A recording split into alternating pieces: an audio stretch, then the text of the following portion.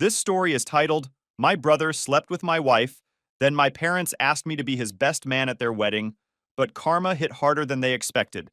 Hey everyone! Before we jump into today's video, I need your help. We've noticed the channel is losing some traction, and subscribing is one of the best ways you can support us. It's quick, free, and it helps us keep bringing you awesome content. Your support means the world. Let's keep this channel growing together. Thanks so much. Now let's start the video. 36 male, never thought I'd be typing this out. But here we are. Sorry in advance for the wall of text, but I need to get this off my chest, and maybe hearing from other people who've been through similar hell will help. Or maybe this will help someone else. Who knows? This nightmare started 3 years ago when I was still married to Sarah. We'd been together since sophomore year of college. Nearly 12 years total before everything imploded. I always thought we had something solid. We survived the post-college broke phase, my medical school debt, her career changes, and even a miscarriage that nearly broke us. But apparently, we couldn't survive my own damn brother. To understand this clusterfuck, I need to explain my family dynamic. I'm the oldest with a younger brother, Jake, 33 male. Since we were kids, Jake was the golden child who could do no wrong. My parents, especially my dad, treated him like he was God's gift to humanity. I was the responsible one who worked my ass off for every scrap of recognition, while Jake coasted through life on charm and my parents' checkbook. Example: when I graduated med school and landed a residency at a prestigious hospital after working 80-hour weeks and drowning in $280,000 of student loans, my parents sent a generic congrats text. When Jake finally finished his business degree after 6 years of partying and C averages, they threw him a massive graduation party and bought him a fucking BMW. A brand new BMW. For graduating with a 2.4 GPA. This was the pattern my entire life. When I bought my first house, entirely with my own money, my parents came over, criticized the neighborhood, and asked why I didn't get something nicer. 2 months later, they co-signed for Jake's condo in the trendy part of town and paid his down payment. Despite all this, I tried to maintain a relationship with Jake. He's my brother, and I stupidly thought blood meant something. Maybe that's why I was blind to what was happening right under my nose. I remember one Thanksgiving. I'd just finished a 36-hour shift at the hospital and was exhausted. Jake showed up 2 hours late to dinner with some lame excuse about traffic. Instead of calling him out, my mom kept his food warm and fussed over him when he arrived. Meanwhile, she'd criticized me earlier for looking unprofessional because I hadn't had time to shave that morning after saving 3 lives in the ER. The favoritism was so obvious that even extended family noticed. My cousin Maria once pulled me aside at a family reunion and said, "It's like you're invisible when Jake's in the room." She wasn't wrong. At my grandfather's funeral, my eulogy, I was the only grandchild who'd gone into medicine like him, was cut short because we're running behind schedule. But they gave Jake 10 minutes to ramble about 2 fishing trips he'd taken with Grandpa. When I met Sarah in college, I felt like I finally had something that was completely mine. She was smart as hell, ambitious, and had this infectious laugh that could light up a room. We clicked immediately. She was getting her degree in marketing, and I was pre-med. We were both driven and understood the late nights of studying. By senior year, we were living together in a crappy apartment off campus, splitting ramen and dreaming about our future. I remember our first apartment had this terrible leak in the bathroom ceiling. We couldn't afford to move, so we created this elaborate system of plastic sheeting and buckets that we had to empty multiple times a day. Instead of complaining, Sarah turned it into a game. Whoever emptied the most buckets in a week got to pick the movie for date night. That's the kind of person she was. Or at least, the kind of person I thought she was. My parents weren't thrilled when I brought Sarah home the first time. She came from a working-class family. Her dad was a plumber, her mom a school secretary, and my mom especially made these little comments about her clothes or her accent. Sarah grew up in rural Pennsylvania. Looking back, I think they always expected me to marry someone from our social circle, aka someone with money and connections. Classic elitist bullshit. We got married when I was 28 and Sarah was 26, after I'd finished med school and was starting my residency. We had a modest wedding because we were paying for it ourselves. My parents contributed exactly $500, which my mom made sure to mention in her wedding speech. We would have loved to do more, but we're saving for Jake's future. Meanwhile, they'd already told us they were setting aside $75,000 for Jake's future wedding, even though he was single and hooking up with a different girl every weekend. At our wedding reception, my dad gave a toast that spent more time talking about Jake's recent job offer than about Sarah and me. And while we're celebrating Rob finding his match, We're also proud to announce Jake has been accepted at Merrill Lynch with a starting bonus that's quite impressive for someone his age. Sarah squeezed my hand under the table, and I remember thinking how lucky I was to have someone who understood what I dealt with. For the first 5 years of our marriage, things were good despite the challenges. I was working crazy hours as a resident and then as a new attending physician in emergency medicine. Sarah had built a solid career in digital marketing, working her way up to management. We finally bought our house, a modest 4-bedroom in a nice neighborhood with good schools. We were talking about trying for a baby again, after the heartbreak of our miscarriage 2 years earlier. We had routines that kept us connected despite my chaotic schedule. Sunday mornings were sacred. No matter what, we'd make breakfast together and go for a walk in the park near our house. We had a standing date night every other Wednesday. When I worked night shifts, she'd leave me little notes in my lunch container with jokes or encouragement. I thought we were solid, unbreakable. That's when Jake started showing up. A lot. At first, it seemed innocent. Jake's new apartment was, coincidentally, only 15 minutes from our house, even though it was 40 minutes from his job. He started dropping by unannounced, always when I was working night shifts at the hospital. He'd bring dinner for Sarah or offer to help with stuff around the house. I actually thanked him for checking in on Sarah when I was working those 24-hour shifts. What a fucking idiot I was. Looking back, there were so many red flags. Sarah started dressing differently, wearing more makeup even on weekends. She was constantly on her phone and would take calls in the other room. She set up a password on her phone for the first time in our relationship, claiming it was for work security. Our sex life, which had always been great, became almost non-existent. She was tired or had a headache or was stressed about work. I noticed she'd started buying new underwear. Nothing outrageous, but different from her usual style. When I commented on it, she said her friend Lisa had recommended a new brand that was more comfortable. I believed her. She stopped sharing details about her day. Before, she'd tell me about work drama or something funny that happened at lunch. Now when I asked about her day, she'd just say, fine, or busy, and change the subject. When I asked if everything was okay, she'd get defensive and say I was overthinking things. I chalked it up to both of us being busy and stressed. I was working 60+ hours a week at the hospital, and she had just taken on bigger responsibilities at her company. Plus, we were actively trying to get pregnant again, which added its own pressure. I never suspected Jake. Never. He was my brother, for fuck's sake. The way I found out wasn't some dramatic confrontation or catching them in bed. It was stupid, ordinary, and devastating all at once. It was our anniversary, and I had switched shifts with a colleague so I could surprise Sarah. I left work early, bought her favorite flowers, sunflowers, and champagne, and headed home around 2 p.m. when she thought I'd be at the hospital until midnight. When I pulled onto our street, I noticed Jake's Beamer in our driveway. I thought nothing of it at first. Maybe he was dropping something off. But then I realized Sarah's car was in the garage, meaning she had called in sick to work or was working from home. Still, my idiot brain didn't connect the dots. I thought maybe she wasn't feeling well and Jake brought her soup or something. I was even going to thank him for being so thoughtful. I entered through the garage using my code, wanting to surprise Sarah. The house was quiet, but I heard faint music coming from upstairs. I went up slowly, flowers and champagne still in hand, thinking I'd surprise her in her home office. The bedroom door was partially open, and there they were. I didn't walk in on them having sex. Somehow, what I saw was worse. They were lying in our bed, the bed I'd paid for, in the house I mostly paid for. Jake was in his boxers with his arm around Sarah, who was wearing just a t-shirt. My fucking t-shirt from medical school. They were drinking wine and laughing at something on her phone, looking so comfortable, so intimate, like a real couple. I stood there for what felt like forever, just watching them through the crack in the door. They hadn't noticed me. They looked happy, genuinely happy in a way Sarah and I hadn't been in months. That's what gutted me most in that moment. Finally, I pushed the door open. The look on their faces, shock, guilt, and then this flash of annoyance at being caught, I'll never forget it. Sarah scrambled to cover herself, while Jake just sat there, not even trying to move. How long was all I could say. Sarah started crying, but Jake actually smirked. Smirked. At me. In my house. In my bed. With my wife. Come on, bro, he said, like we were discussing a baseball game or something trivial. These things happen.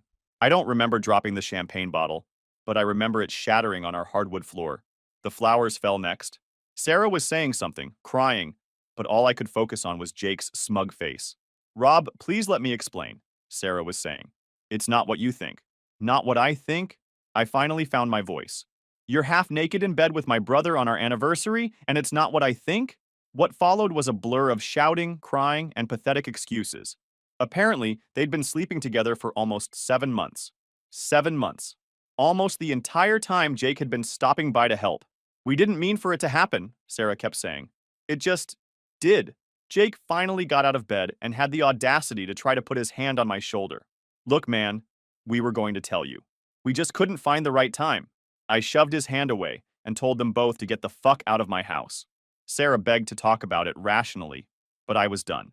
I threw Jake's clothes out into the hallway and told him if he wasn't out of my house in 2 minutes, I'd break every bone in his body. He actually looked scared then, probably the first genuine emotion he'd shown. As they scrambled to get dressed and leave, I went downstairs, grabbed a trash bag, and started throwing Sarah's things into it. By the time they came downstairs, I had 3 bags filled with her clothes and was working on a 4th.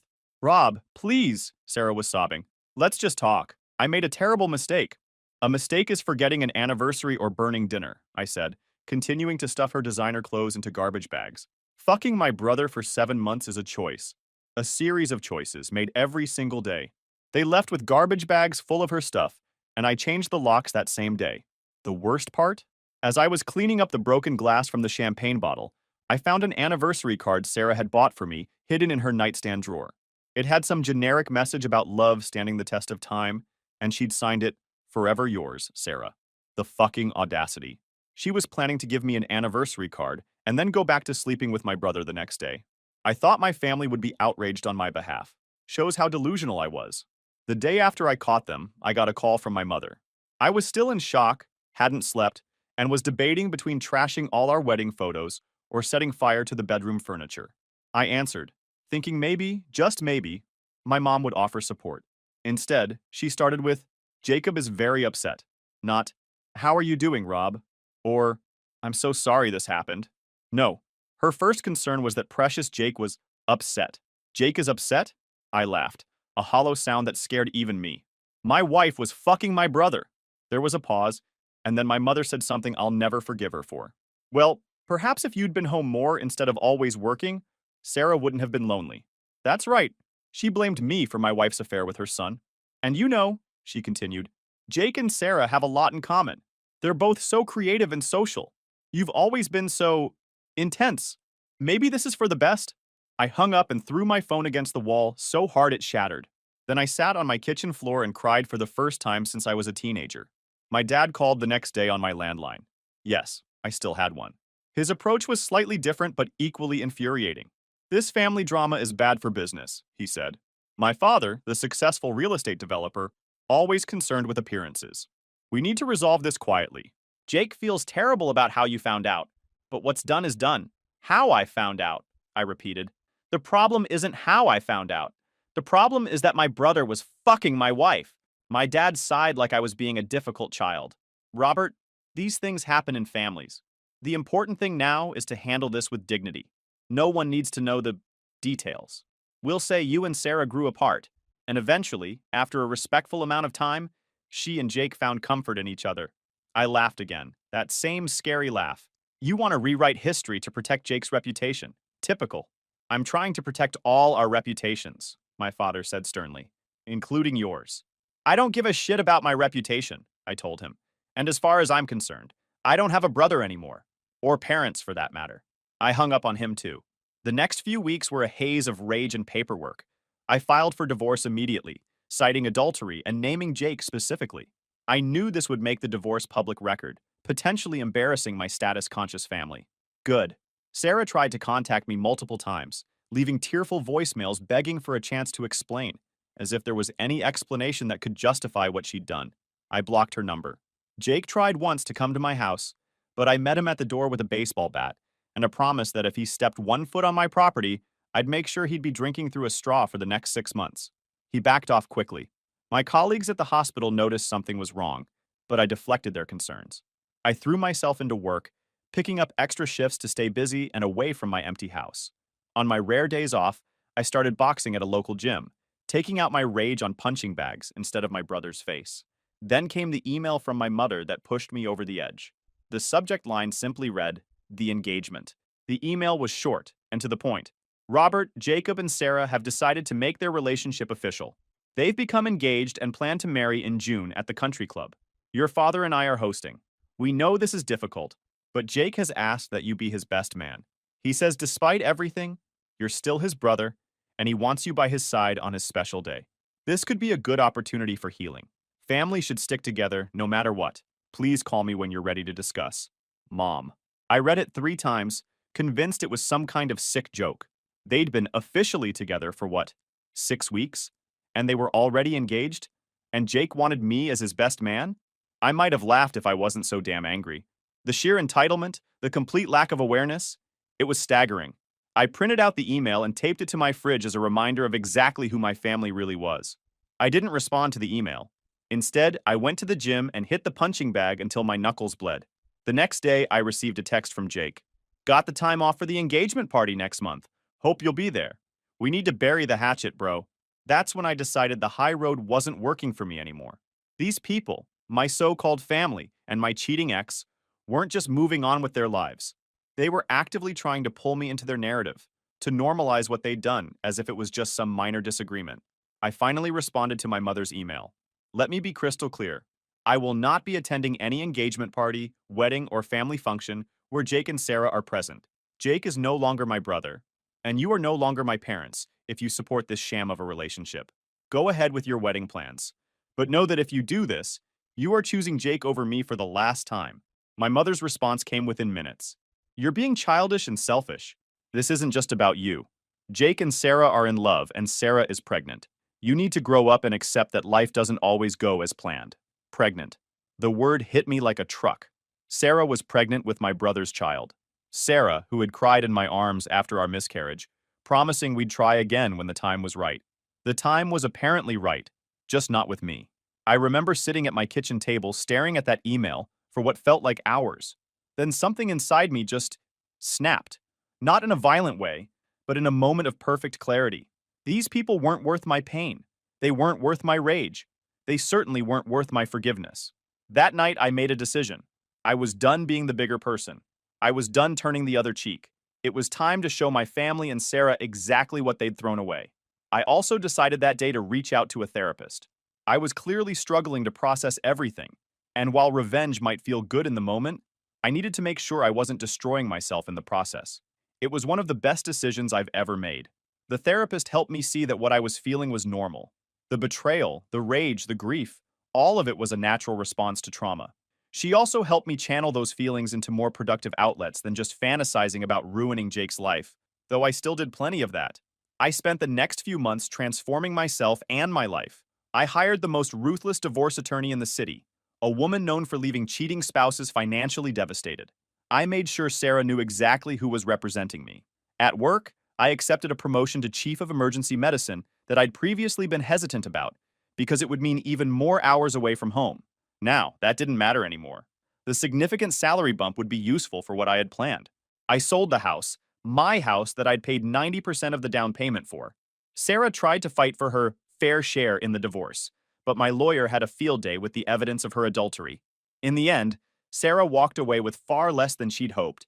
I bought a sleek penthouse downtown with floor-to-ceiling windows and views of the city. I hired a personal trainer and started working out 6 days a week, channeling my anger into transforming my body. I traded in my sensible sedan for a Porsche 911, something I'd always wanted but had deemed too impractical when I was married. I also started dating. Nothing serious, just dinner with attractive, successful women. I made sure these dates happened at visible restaurants where mutual friends might spot us. And I was always the perfect gentleman. Charming, attentive, generous. The word got back to Sarah, as I knew it would. One of her friends, Megan, actually reached out to me on Facebook. You look great, Rob. Sarah mentions you sometimes. I think she regrets what happened. I didn't respond, but I made sure to post a photo the next day of me and my date at a concert Sarah and I had planned to attend before everything fell apart. All the while, I was quietly making other moves. I hired a private investigator to look into Jake's business dealings. My brother had recently started his own investment firm, heavily funded by my parents. The PI discovered that Jake was cutting corners, making questionable investments, and possibly misrepresenting returns to clients. I also discovered, through hospital connections, that my dad had been diagnosed with stage 2 prostate cancer but was keeping it quiet. He'd been advised to have surgery but was delaying treatment, likely not wanting to appear weak during Jake and Sarah's engagement festivities. Most importantly, I found out through the hospital grapevine that Sarah had lost the baby. She'd had a miscarriage at 10 weeks. I felt a moment of sympathy for her. I knew firsthand how devastating that could be. But then I remembered how she'd betrayed me, and that sympathy hardened into resolve. 2 weeks before the lavish engagement party my parents had planned at the country club, I received a call from Sarah. I almost didn't answer, but curiosity got the better of me. Rob? Her voice was small, hesitant. Please don't hang up. What do you want? I kept my voice neutral. I lost the baby. She started crying. And Jake, he's been different since it happened. Distant. I don't know if he ever really wanted a child or if he was just excited about having something that was his and not yours. I said nothing. Your mom has been awful about it, she continued. She suggested that I failed somehow, that maybe I wasn't taking care of myself properly, as if I wanted this to happen. Still, I remained silent. I know you hate me, she said finally, and you have every right to, but I miss you. I miss what we had. I made the biggest mistake of my life, and I know now what I threw away. Is that all? I asked coldly. No, she whispered. Jake's firm is in trouble. Some clients are threatening to pull out, and your dad is sick but refusing treatment. Everything's falling apart, and I don't know what to do anymore. I waited a beat, then said, Sounds like you made your bed, Sarah. Now you get to lie in it. With my brother. I hung up, my heart pounding. The pieces were falling into place faster than I'd anticipated. It was time to accelerate my plan. The night of the engagement party arrived, a black tie affair at the country club with over 200 guests invited. My parents had spared no expense for their precious Jake and his bride-to-be, despite my father's health issues and Jake's business problems. I wasn't invited, of course, but that didn't mean I couldn't make an appearance. I'd been careful in the preceding weeks. I'd accidentally run into several family friends, expressing my sadness about the upcoming wedding, but insisting I wished them well. Family is family, after all, I'd say, with a sad smile. People ate it up. Poor Rob, so mature despite his brother stealing his wife. The night of the party, I dressed in my best suit, tailored navy, with a crisp white shirt and gold cufflinks that had once belonged to my grandfather. I looked good, better than good. The months of working out and living well had transformed me. I arrived at the country club just as dinner was being served. The maitre d' recognized me. I'd slipped him $500 earlier that week to ensure I wouldn't be stopped. He nodded as I walked past, pretending not to see me. The ballroom was decorated lavishly. White roses everywhere, crystal chandeliers, champagne flowing. I stood at the entrance for a moment, surveying the scene. My parents were at the head table with Jake and Sarah. My father looked thin, his face gaunt despite his forced smile. My mother was animated, playing the perfect hostess. Jake looked stressed, constantly checking his phone. And Sarah? Sarah looked miserable in her designer dress, forcing smiles for photos. I walked in confidently, and it took a few seconds for people to notice me. Then the whispers started, heads turning, conversations stopping mid-sentence. I smiled pleasantly and made my way to the bar, ordering a sparkling water. My mother saw me first. Her face went white. She nudged my father, who looked up and froze. Jake was deep in conversation with someone who looked like a potential investor and didn't notice immediately. Sarah was the last to see me, and when she did, something flickered across her face. Relief? Hope? Panic? All three? I took my drink and walked directly to their table, coming to stand right in front of them. The entire room was watching now, a collective held breath. Robert! My mother hissed. What are you doing here? I smiled warmly. I'm celebrating my brother's engagement, of course. Isn't that what family does? Jake finally noticed me and stood up abruptly. Rob? What the hell, man? Sit down, Jake, I said, still smiling. I'm not here to cause a scene. Just thought I'd offer my congratulations in person. Sarah looked up at me, her eyes wide. Rob? I nodded at her. Sarah, you look lovely. Marriage clearly agrees with you. Oh wait, you're not married yet. Just engaged. To my brother. After cheating on me with him for months. My mistake. My father stood up then, swaying slightly. He looked ill. Robert, this is neither the time nor the place. I disagree, I said pleasantly. This is exactly the time and place. All your friends are here. All your business associates. Everyone who matters to this family, right? So they should all know the truth. I turned to address the room, raising my glass. A toast to the happy couple. To my brother Jake, who fucked my wife behind my back for 7 months before I caught them in my bed. And to Sarah, my cheating ex-wife, who's apparently worked her way up in the family. I hope you'll all join me in congratulating them on finding true love through betrayal and deceit. The room went silent. You could have heard a pin drop. Oh, and while we're sharing news, I continued cheerfully, a few other items you might find interesting. My father has cancer but is refusing treatment because appearances matter more than his health. My brother's investment firm is under investigation for fraud. Those promised returns aren't quite what they seem. And the baby they were expecting? Gone. Just like my respect for everyone at this table. Jake lunged at me then, but he was too slow. I sidestepped easily, and he stumbled, knocking over champagne glasses. You bastard, he snarled. You're trying to ruin everything because you're jealous. I laughed, genuinely amused. Jealous? Of what? Your failing business? Your relationship built on betrayal? No, Jake. I'm not jealous. I'm free. I turned to leave, but Sarah grabbed my arm. Rob, please, she whispered urgently. We need to talk. Things aren't… Jake isn't who I thought he was. He's changed. I looked down at her hand on my arm, then back at her face. That's the thing about cheaters and liars, Sarah. They don't just cheat and lie once. It becomes who they are. I gently removed her hand and walked away. Behind me, I could hear my mother's frantic attempts to salvage the situation, my father's labored breathing, Jake's angry denials about his business. But I didn't look back. Outside, the night air was cool and fresh. I handed my ticket to the valet and waited for my Porsche. As I did, guests began streaming out of the ballroom, some looking shocked, others whispering excitedly. Several of my parents' oldest friends nodded at me respectfully as they passed. My phone buzzed. A text from Sarah. Please call me. I made a terrible mistake.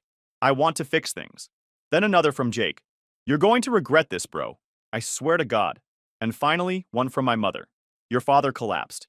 We're taking him to the hospital. Is this what you wanted? I deleted all three without responding. The next morning, I received a flurry of calls. My father had indeed been taken to the hospital. My hospital. As chief of emergency medicine, I'd been notified immediately, but had delegated his care to another physician. He was stable, but would need the surgery he'd been postponing. Jake's business partners were pulling out left and right, and the SEC was now openly investigating his firm. Sarah had moved out of his apartment, unable to handle the fallout. Over the next few weeks, the begging started. Jake called daily, leaving increasingly desperate voicemails about how sorry he was, how he'd always been jealous of me, how he needed my help with his legal troubles.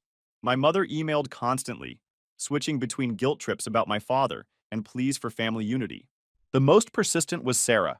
She showed up at my hospital, my gym, even my new penthouse, always with tears and apologies and declarations that she'd made the worst mistake of her life. She'd cut off her long hair, the hair I'd always loved, into a short bob that made her look older and more severe. Her designer clothes had been replaced with simpler outfits. She was trying to be the Sarah I'd fallen in love with in college, but that woman no longer existed for me. One day, she cornered me in the hospital parking garage. Rob, please, just 5 minutes. I've been trying to reach you for weeks. I have nothing to say to you, I told her, walking toward my car. Jake was a mistake, she said, following me. A horrible mistake. He never loved me. He just wanted what you had. As soon as you were out of the picture, he changed. He started staying out late, flirting with other women in front of me. When I lost the baby, he was relieved. He said maybe it was for the best. I stopped and turned to her. And this surprises you? You thought the man who would sleep with his brother's wife behind his back for months would somehow be loyal to you? She flinched. I deserve that. I know I do. But Rob, what we had was real. We can fix this. I know we can. I laughed. There's nothing to fix, Sarah. You destroyed everything. And the worst part? I'm glad you did. Because now I see who you really are. Who my family really is. And I'm better off without all of you. You don't mean that, she said, tears streaming down her face. I know you don't. I've never meant anything more, I said, getting into my car. Don't contact me again. After weeks of their collective harassment, I finally agreed to meet all three of them at a neutral location, a private room at an upscale restaurant downtown. They arrived together, Jake looking haggard in a rumpled suit, my mother thin and anxious, Sarah hovering uncertainly at the edge of the group. Thank you for coming, my mother began. We know you're angry, but we're family. We can work through this. I smiled. I'm not angry anymore. I'm indifferent. There's a difference. Jake leaned forward. Look, Rob, I fucked up. I know that. But I'm drowning here. The SEC is crawling up my ass, investors are suing, and my reputation is shot. I need your help. My help? I raised an eyebrow. What could I possibly do for you? Your friend from college, Tim Matthews. He's with the SEC now. You could talk to him, tell him I made mistakes, but I'm not a criminal. I laughed. But you are a criminal, Jake. Your firm was running a glorified Ponzi scheme. Tim showed me the evidence himself. Jake's face fell. You talked to him already? Of course I did. I'm thorough. My mother clutched her pearls. Robert, please? Your father's health is deteriorating. The stress of all this is killing him. The cancer is killing him, I corrected her. The cancer he could have treated months ago if appearances weren't so important to him. Sarah hadn't spoken yet. She sat staring at her hands. What do you want, Sarah? I asked, making her jump. Why are you even here? She looked up, her eyes red-rimmed. I want another chance. I know I don't deserve it, but I'm asking anyway. These past months have shown me what a horrible mistake I made. You mean the mistake of cheating on me with my brother? Or the mistake of getting caught? Or maybe the mistake of discovering that Jake isn't the perfect golden boy after all? She flinched. All of it. I was flattered by Jake's attention. You were working so much, and he was always there, telling me how beautiful I was, how I deserved more attention. Classic predator moves, I nodded. And you fell for it. Yes, she whispered. I did, and I've lost everything because of it. I looked at the three of them, my brother, my mother, my ex-wife, all looking at me with desperation, hoping I'd bail them out, make their problems disappear, just like I'd always done. Here's what I'm going to do, I said finally. Nothing. I'm going to continue living my life, my very good, very successful life, without any of you in it. Jake, you're going to face the consequences of your actions, legal and otherwise. Mom, you're going to take care of Dad and finally confront the reality that your favorite son is a fraud. And Sarah, I looked directly at her. You're going to move on, just not with me. Please, Jake begged, his voice breaking. At least help with Dad. The treatments are expensive, and with my assets frozen, I've already taken care of Dad's medical expenses, I interrupted. But not because of you or Mom. Because despite everything, he's still my father. The bills will be paid, and he'll get the best care. But that doesn't mean I want him or any of you in my life. My mother started crying. Robert, please. We're sorry. We're all so sorry. I know you are, I said, standing up. But here's the thing about sorry. It only counts when you say it because you genuinely regret your actions, not because those actions came with consequences you didn't anticipate. I dropped several $100 bills on the table to cover a meal none of us had eaten. Don't contact me again. Any of you. I've instructed my lawyer, my building security, and my hospital staff accordingly. This is the last time we'll speak. As I walked out, Sarah called after me. Rob, you can't just leave us like this. Please. I turned back one last time. I'm not leaving you. You left me first. I'm just finally accepting it. Outside, my new girlfriend was waiting in my Porsche. A brilliant neurosurgeon who'd never dream of sleeping with my non-existent brother. She smiled as I slid into the driver's seat. How did it go? She asked, squeezing my hand. It's over, I said, feeling lighter than I had in years. Finally, completely over. As we drove away, I caught a glimpse of the three of them in my rearview mirror, standing forlornly on the sidewalk. Then the light changed, and I accelerated forward, leaving them behind for good.